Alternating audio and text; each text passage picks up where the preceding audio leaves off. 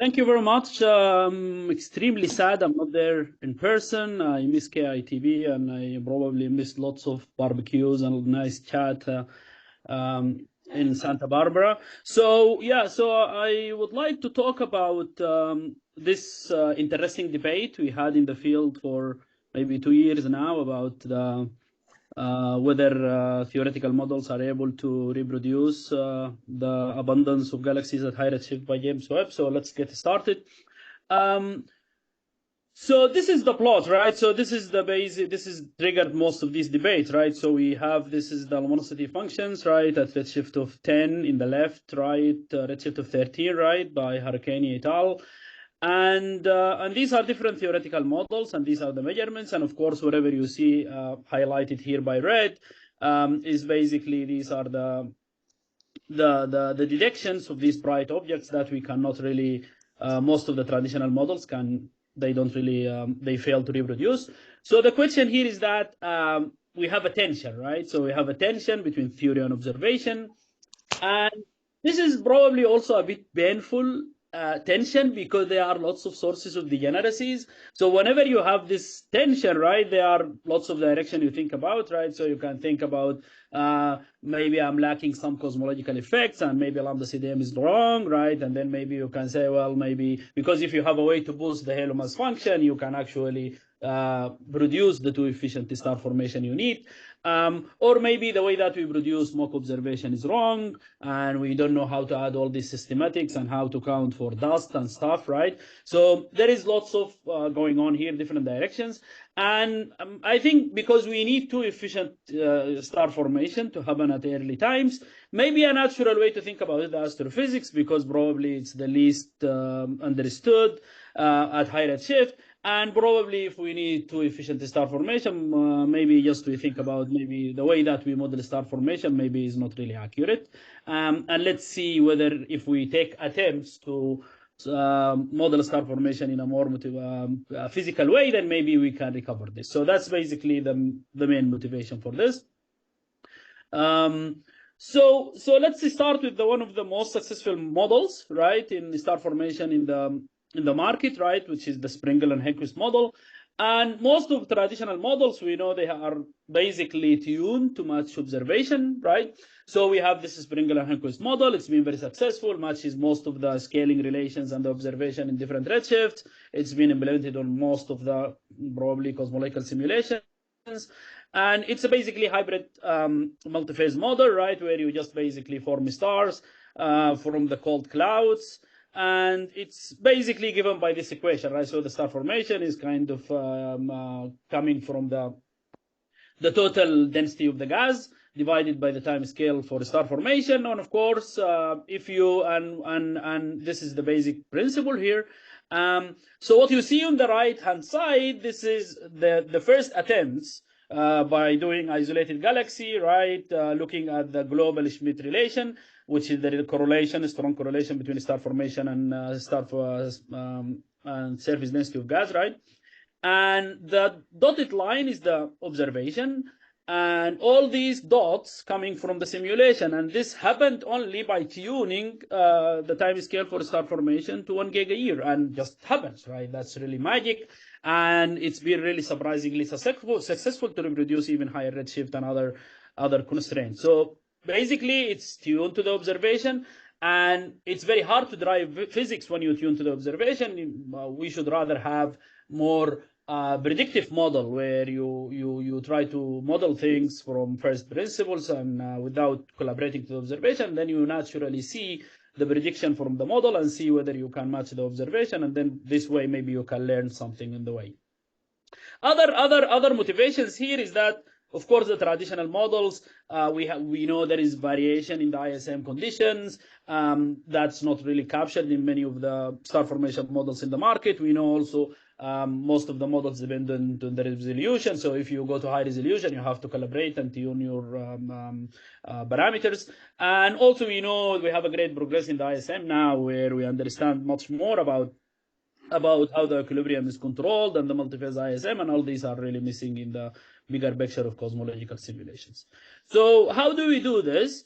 So the approach we have taken is that we have one of these great simulations, which is one of them is Tigris simulation, developed by Changu and Eve from Princeton, and these are different ISM simulations coming from different phases, right? Like different initial conditions, and you see this is an extremely high resolution. So this is a resolution of 1 kiloparsec in the horizontal side, right? And then you have 4 kiloparsec above and above and below the mid plane, and you can think about this as just like a particular small slab in a disk within galaxies. And this is a high resolution, right, which we can't really capture in large scales. So the question here is that can we actually use information from here from this small scale convolution to actually develop a subgrid model that might actually inform star formation on cosmological scales? That's the basic idea. And this is probably the only slides with some equations. So the model here, which is the pressure regulated feedback modulated model, which is we call PRFM. It's basically based on two assumptions. The first assumption is that that the ISM and the star formation, of course, they co-regulate each other to achieve equilibrium. And in equilibrium, the pressure is similar to the weight. If you are in a vertical equilibrium, the pressure in a disk should be equal to the weight, and then you can actually compute the pressure given the effective velocity and the gas velocity, the gas density. And then this is the pressure, and the pressure, of course, has different components, thermal and turbulent and magnetic. So you can account for all of them if you have a way to implement this. So this is just in general. You can do this in any environments. And the weight, of course, is the integral of the density over the acceleration, right? And you can have different contribution from gas and stars and dark matter. And when you solve this, you can come up with some different equations. So the first here from this vertical equilibrium, what we can quantify what the gas scale height is, which is hg, which is actually very hard to measure in cosmological simulation. So we can actually compute what is the gas scale height given this equilibrium. And then the second part is the feedback response, the pressure response, and that's basically once you know what the pressure is, the star formation surface density becomes just the pressure divided by epsilon, and that's just a feedback parameter, right? This is all theory, and you can write it, you can drive it. That's nice. But how the ISM simulation come in here? It comes from here. These are the only two parameters we need, right? Which we don't know how to do in cosmological simulation. We don't have the high resolution to get, which is the first one is the gas velocity. And the second one is the feedback, which is this epsilon parameter, right? So this is how the ISM simulation comes in here. So everything else is just pen and paper. This is here we can get the ISM into the place.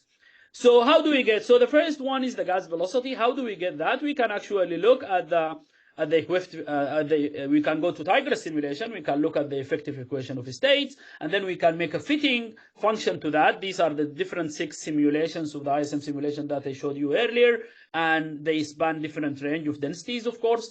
And you can fit to this relation, and you can come up with the fit to that effective equation of state, and then you can solve it together with the equation that we know the total pressure is sigma squared rho g, right? And then you can solve these together, and then you can come up with the prescription that actually the gas velocity is linearly, like non-linearly related to the total pressure. So whenever you know the pressure, you would know your sigma. The gas velocity. Okay, so that's the first one we get. The second one is the epsilon, which is the yield feedback parameter, and that's you can also look at this as a relation with the pressure. And then again, because here you see for these different 6 simulations, it's because this is a feedback, so it's a bit wild. So you have a larger scatter. But if you look at the mean relation between all these different simulations, you can probably approximate another fit. And that is also would be another fit of the epsilon as a function of pressure. So now once you have these, your problem is solved, right? So now you have all the theory, and only the 2 parameters that we don't know how to model on large scale, we can get them out of the ISM simulations. So how do we proceed with this? Before we try to implement anything, naturally you would try to implement things on the fly.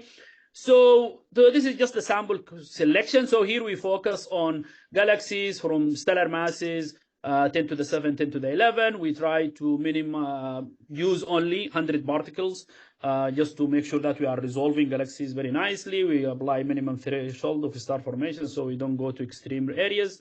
And also and here is the process, okay? So the process is that we take one galaxy of the box, we try to, because this is you need to calculate the maps and the projected quantities within 1 kiloparsec scales. So we take one galaxy, we try to rotate it face on, we try to grade that into 1 kiloparsec scales, and then we project the quantities to calculate anything we want, which is the star formation, surface densities, stellar densities, and surface density of gas, okay? So this is basically how we do it, and we calculate this for all galaxies, and then we take all the analysis you will see now at the level of 1 kiloparsec within the ISM from all galaxies at redshift of 0 and 2.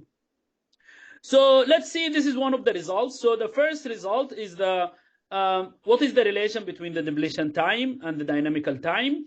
On the left-hand side, this is the prediction from the PRFM model. On the right-hand side, this is from the Springle and Henquist model. This is all color-coded by the fraction of total star formation. So anything is dark, center of galaxies. Anything bright is the outskirts of galaxies. And you see the Springle and Henquist model predict a constant relation between the depletion time and the dynamical time because it has been actually tuned to this relation. But in the BRFM model, we predict much shorter depletion time at a shorter dynamical time, and that's predicting non-constant relation, which is one of the nice, even at redshift 0 on top of redshift 2. The last results here, which I can show, it's the Kaneka-Schmidt relation is the same. Everything is the same. Up is 0, redshift of 0, bottom is redshift of 2. And you see that Springle and these dashed lines, dashed and solid lines, these are the different observation, whether you take into account molecular correction or not. And the stars are the different ISM simulation. You see again, the Springle and Henquist model has been tuned to this. That's why on the right-hand side, you see everything is really matching the line very nicely. On the left-hand side, you see we have the model. Whenever we have results from Tigris, which is in the range between 1 to 100 solar masses per parsec squared, we produce actually a consistent results with the observation without tuning, which is really amazing, right? So we didn't tune anything. We naturally recover this. However, in the regime where in extremely high density, beyond 100 solar masses per parsec square, we kind of predict too much efficient star formation. And that's the prediction of the model, but without tuning in the range we have, we actually produce a consistent observation. And this is actually lead you to think why we think this might be a plausible explanation, because as you go to extremely high density, you produce too efficient star formation, and this is how we solve the debate. So this is the debate. This is the different luminosity functions at redshift of 9 and 11 and 12. And this is what you see in solid line. This is the Springle and Henquist model prediction. In the dashed line and the dotted line, these are the PRFM model, but with using different relation for sigma and epsilon, whether it depends on the pressure only or it depends on the metallicity as well. And you see now we are getting much closer to match the observation from Gates and from NGT at different redshift, from redshift of 9 to 12. So Hassan, sorry to interrupt. I think you should try to finish up as quickly as possible. Yeah. So actually I wanted to show this, and I think I'm done here. I think just the key results is that we predict shorter depletion times, and that would lead to efficient star formation at high densities. We produce consistent results within this range when we have ISM simulation with the observation without tuning, which is exciting. And as I have shown in the previous plot, that we explain naturally the JWST observation without tuning, which is nice, and the implementation and the progress. And thank you very much. Great, thank you. Questions. So please, if you have questions, say your name before, such that Sultan knows who is asking. Yes, Crystal? Let's start there, perhaps, and faster. Hi, nice talk. Thank you. This is Crystal Martin, UC Santa Barbara. I was just curious about the application of this model at very high redshifts, and I didn't explicitly see like the impact of the accretion onto the galaxy, the pressure from that, and even the idea that the whole thing is in some sort of hydrostatic equilibrium where gravity and pressure are balanced. I could imagine like maybe in the very innermost region, but certainly not in the outer regions. It would be much more dynamic. So can you comment more on like the region of a galaxy at high redshift where this model is expected to hold? Yeah, no, thank you very much. So we did run we did have different simulations at different low metallicities. These are the ones that this relation coming from, which is then when you have non-equilibrium, non-cooling radiation.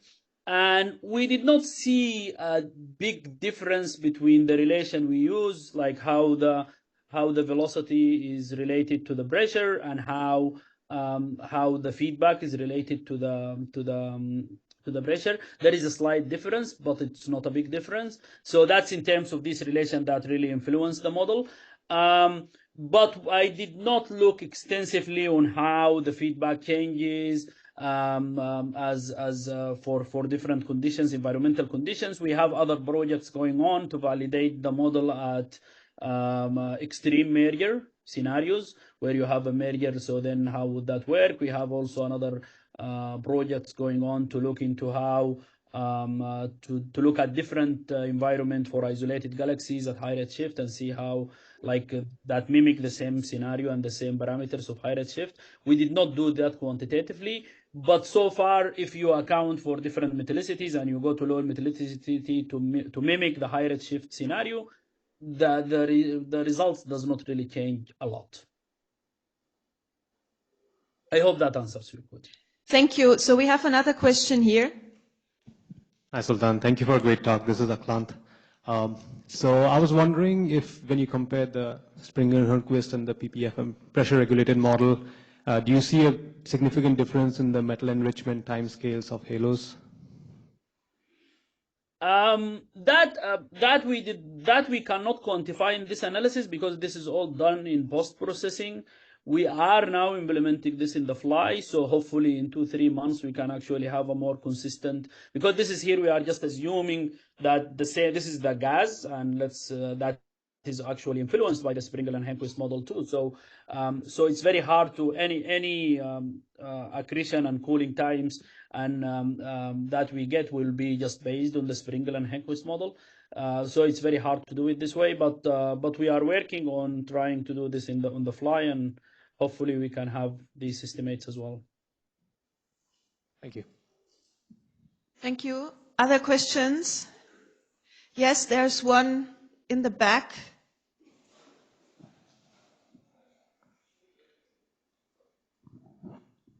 I really appreciate your equations. My name's Drake Larson, UCLA. One thing that when I was looking at them, I was wondering, John Van Neumann and Edward Teller were both fascinated with an aspect in those that doesn't appear, I don't see it in any of your equations, and that basically is an inversion physics. In other words, one of your previous speakers, Erica Nelson, was talking about swallowing itself. Is that in one of those equations and I just don't see it? What is it again? I couldn't hear that. Her term was, and I think this is a good layman's term, the tendency of wanting to swallow oneself as a black hole or a large planet like Jupiter, but not. So once you get into stars where you're having huge energy emission, that would be negligible. But in black holes, I think it'd be a substantial factor. So I'm afraid we are a bit running out of time here, so perhaps you can discuss that offline. I'm very sorry to interrupt. So let's thank Sultan again for his great talk. Thank you for connecting.